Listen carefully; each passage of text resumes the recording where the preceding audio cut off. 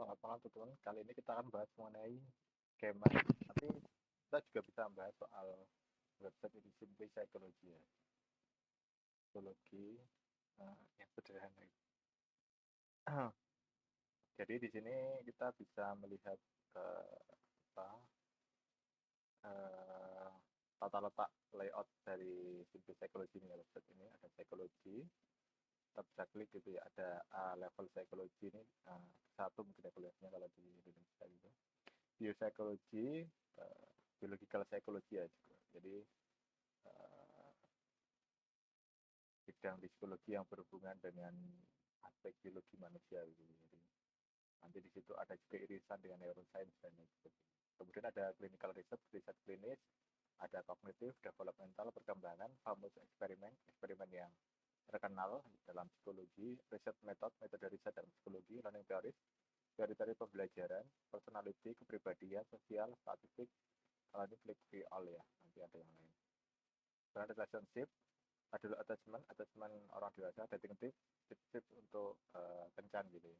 Bad relationship, hubungan yang buruk gitu. Kemudian ada self care, ada anxiety atau kecemasan, emosi, ADHD atau apa gangguan pemusatan perhatian dan hiperaktivitas, kemudian autisme, dan kemudian bisa kita view all klik yang lain gitu. Nah di sini kita di bagian psikologi ya, pertama kemudian diklik ada psikologi anak gitu. Ini kita membahas mengenai skema teori in psychology, teori skema dalam psikologi. Ini direview oleh, ini ditulis oleh Charlotte Nickerson, ini dari Research Assistant at Harvard University, reviewed by Salome McLeod, PhD, Olivia Gunn Evans ini. Kemudian update pada 2 Februari 2024, 1 tahun yang lalu. Kemudian di halaman ini kita bisa lihat ada karakteristik, example, contoh-contoh, tipe, jenis, skema change, bagaimana skema itu berubah, bagaimana skema itu mempengaruhi pembelajaran, critical evaluasi kritis, dan aplikasinya. Jadi kemudian ke takeaways ini poin-poin dari artikel di sini ya. Itu bahwa skema itu adalah struktur pengetahuan yang mengizinkan organisme itu menerjemahkan atau menginterpretasikan dan memahami dunia di sekitar mereka. Skemata is method of organizing information that allow the brain to work more efficiently. Skemata adalah metode di mana cara mengorganisasikan informasi yang mengizinkan otak untuk bekerja lebih efisien gitu. Jadi skema itu struktur pengetahuan yang kita miliki, yang dimiliki oleh organisme gitu ya. Nggak cuma manusia, juga misalnya primata dan organisme yang lain, untuk menginterpretasikan atau menerjemahkan dan memahami dunia di sekitar mereka. Tentu saja ini berbeda ya antara manusia dan hewan gitu. Misalnya manusia melalui kesadarannya itu kan ada 5 indera gitu setidaknya yang kita miliki untuk memahami dunia gitu. Kemudian mata untuk melihat misalnya, telinga untuk mendengar gitu. Tapi kita tidak punya misalnya penginderaan seperti kelelawar gitu ya. Kelelawar pakai apa itu, collocation atau apa itu, di mana dia menggunakan gelombang gitu ya, gelombang untuk melihat ruang gitu ya, maksudnya apa itu namanya, kita bisa baca yang lain di, jadi ada perbedaan misalnya antara kelelawar dan manusia gitu dalam soal penginderaan ruang gitu. Itu dari satu kedua spesies saja sudah berbeda, apalagi dengan yang lain gitu. Jadi skema antar makhluk hidup itu tentu saja berbeda satu dengan yang lainnya gitu. Di manusia itu struktur pengetahuannya juga berbeda. Kemudian dalam Piaget Theory of Cognitive Development, dalam teori perkembangan kognitif yang diputuskan oleh Piaget, put the concept at the forefront of cognitive science ya, meletakkan konsep ini, skema tadi ya, dalam di depan gitu ya, dalam science kognitif gitu, jadi ilmu pengetahuan kognitif itu. Contemporary conception of schema evolved in the 1970-an and 1980-an. Jadi ini konsep ini itu secara kontemporer itu berkembang atau ya berkembang itu pada tahun sekitar 1970-an dan 1980-an ya. Jadi 1 dan 2 dekade sebelum saya lahir itu, saya lahir di 1990-an. The widespread use of computer in the last decades of the 12th century also affected theories of how people store and use information in the brain.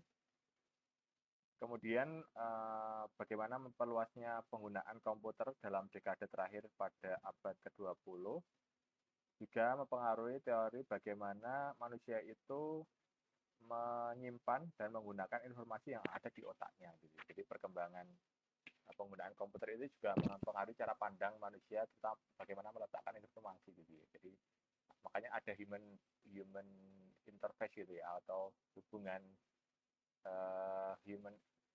human machine interface gitu ya, ada hubungan dengan mesin gitu. Bagaimana cara pandang kita terhadap komputer ini juga mempengaruhi cara pandang kita terhadap kerja otak gitu. Jadi juga ada metafor bagaimana misalnya manusia itu dimetaforkan sebagai komputer gitu ya.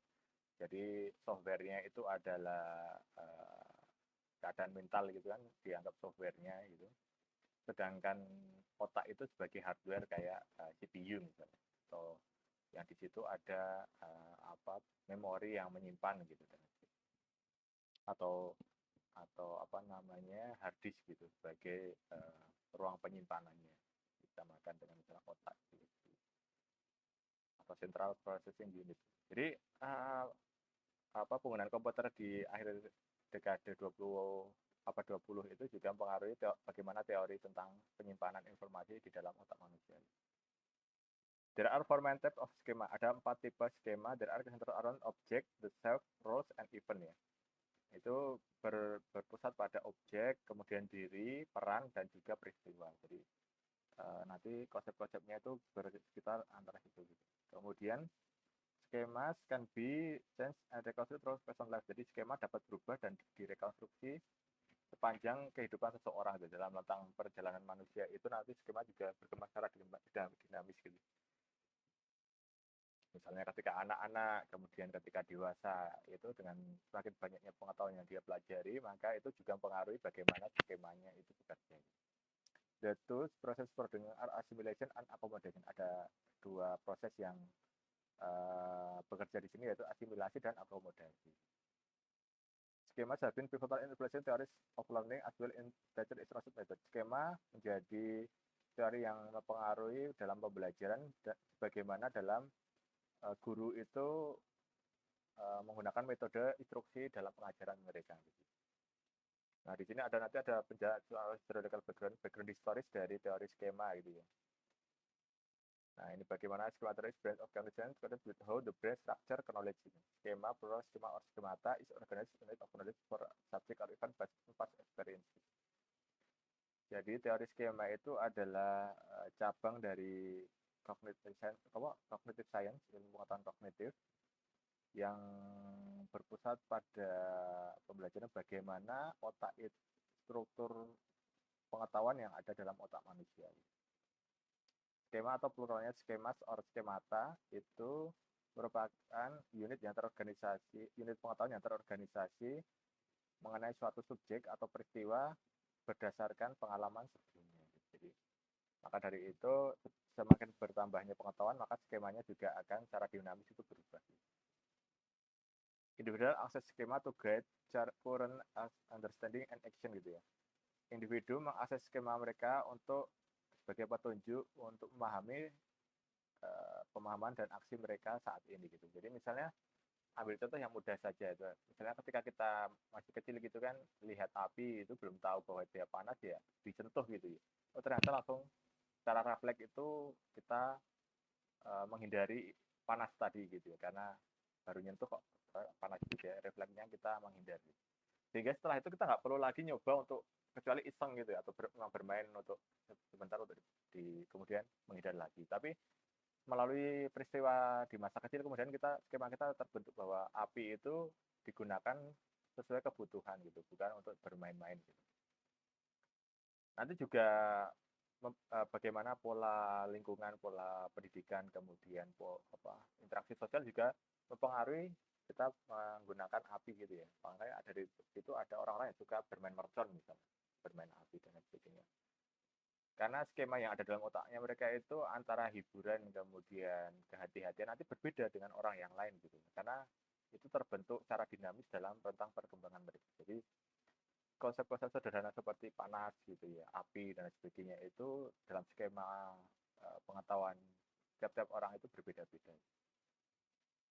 Itu nanti kalau ini benar ada background historisnya, teman-teman bisa baca sendiri bagaimana riset-risetnya bisa dilacak hingga Plato dan Aristoteles gitu ya, dalam pasti dalam tradisi pengetahuan gitu, konsep-konsep utama yang diperdebatkan di modern itu pasti bisa dilacak bibit-bibit pengetahuannya itu dalam pemikiran Plato maupun Aristoteles di masa lalu gitu.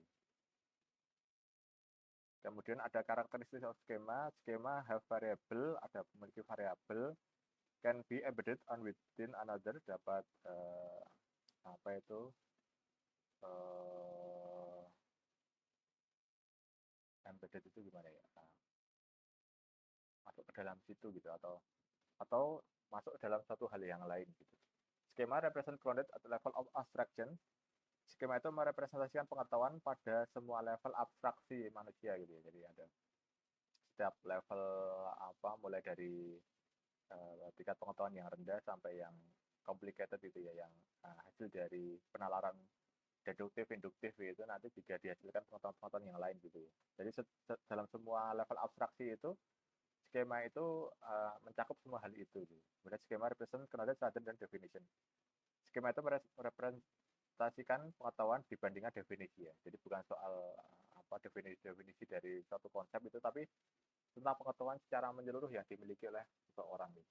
Kemudian skema aktif, proses yang aktif gitu ya, karena kita sebagai subjek itu terlibat dalam konstruksi pengetahuan kita secara personal gitu. Jadi setiap orang itu tadi mengkonstruk pengetahuannya sendiri gitu. Tadi soal bermain api yang sederhana itu kita bisa melihat skema yang ada di dalam pikiran manusia, sehingga kita bisa melihat berita ada orang yang meledak bermain api dan lain sebagainya. Itu tentu saja skema pengetahuannya itu berbeda dengan orang yang berhati-hati gitu. Itu skema kognitifnya. Kemudian skema as a recognition device by processing element evaluating how well new environment fit it.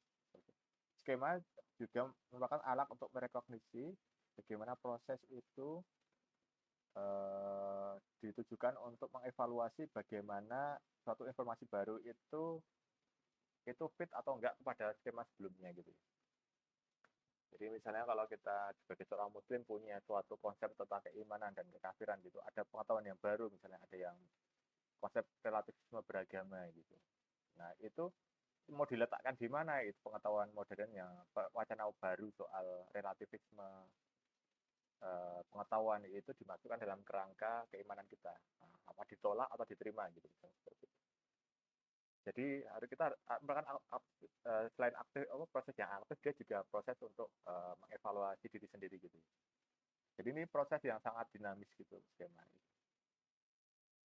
Kemudian contohnya ini ada contohnya biasa development the notion of schemata mental structure ya, struktur mental which act framework through which individual concept enter the world. Jadi sebagai tindakan dalam kerangka kerja gitu ya, yang melaluinya seorang individu itu mengklasifikasi, mengelompokkan dan menafsirkan dunianya gitu. It is the schema that allow us for instance to distinguish between horse and cow by looking for karakteristik ya. Jadi melalui skema ini itu mengizinkan bagaimana kita sebagai orang itu membedakan antara kuda dan sapi gitu. Melalui karakteristik yang berbeda, karakteristik kunci yang berbeda antara sapi dan kuda misalnya seperti itu. Misalnya dari kecepatan larinya gitu, kemudian atau bentuk struktur anatomi dari sapi dan kuda itu bedanya seperti apa, sehingga kita bisa mengklasifikasikan itu kuda atau sapi gitu. Jadi itu kan menggunakan skema kognitif kita untuk membedakan hal itu gitu ya. Itu contohnya. Nanti ini ada contoh yang visualnya juga. And this what a dog looks like gitu. Ketika orang tua mengajarkan pada anak soal anjing gitu ya. Anjing itu seperti ini, kucing seperti apa gitu. Kemudian ada skema and culture gitu ya. People develop skema for their own and other culture. Orang itu membangun skema untuk kebudayaan diri dan kebudayaan orang lain gitu. They may also develop skema for cultural understanding.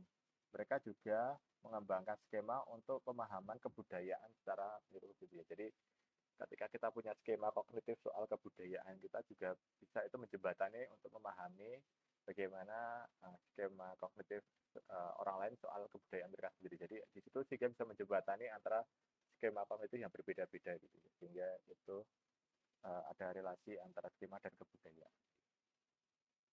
Kemudian ada jenisnya event skema tentang peristiwa gitu ya. Event schemas often called cognitive script, describe behavioral event, express and daily activities ya, yang mendeskripsikan urutan perilaku dan peristiwa dan aktivitas harian. Kalau self skema itu adalah istilah untuk di sini istilah untuk mendeskripsikan pengetahuan yang dimiliki orang itu yang mengakumulasikan mengenai diri mereka sendiri by interacting with natural world, melalui interaksi dengan dunia natural, dunia alam gitu ya, with other human being, dan dengan manusia lainnya gitu. Tentang self skema, jadi akumulasi pengetahuan mereka, bagaimana mereka berinteraksi dengan alam ini dan juga manusia yang lain.